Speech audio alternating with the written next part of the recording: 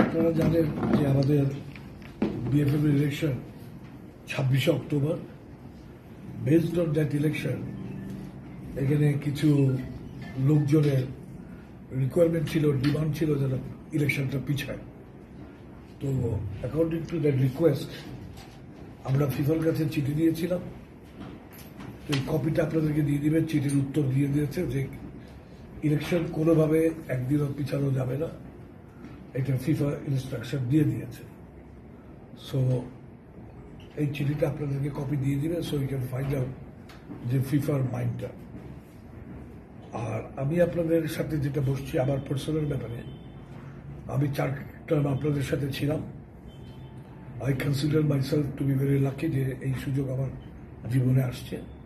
তো এখন যে কামিং ইলেকশন আসতেছে 26 অক্টোবরে, এই ইলেকশনে আমি কন্টেস্ট করব না। So that's my final decision. তো এটা আপনাদেরকে জানাবার জন্য আসছি। আর আপনাদের সবাইকে আমি ধন্যবাদ জানাই যে আমার সাথে এই 16 বছর কাজ করার জন্য।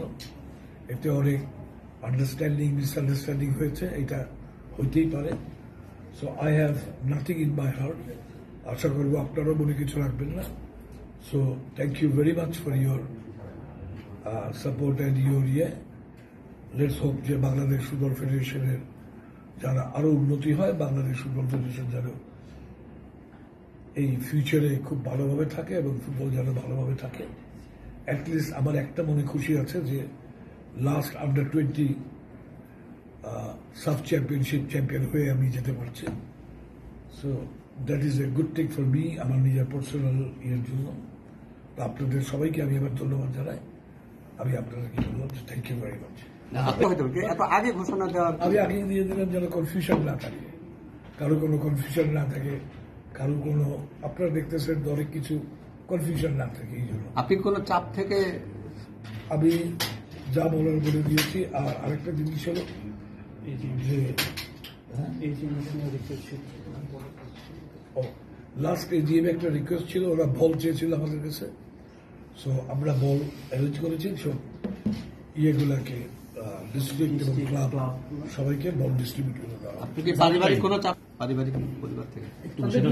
আপনি তো বলছিলেন যে আসলে মনে করেন ইলেকশন করতে আপনার গণতান্ত্রিক অধিকার আছে, আপনি ইলেকশন করতে চাইছিলেন যে আসলে আপনাদের কাজ করতে চান, গণতান্ত্রিক অধিকার আছে, তো সেই অধিকার থেকে আপনার সরলেন কেন? আপনি একটা মনস্থির করেছিলেন ইলেকশন করতে চান, সেটা সে মানে সরলেন কেন মানে সিদ্ধান্ত থেকে?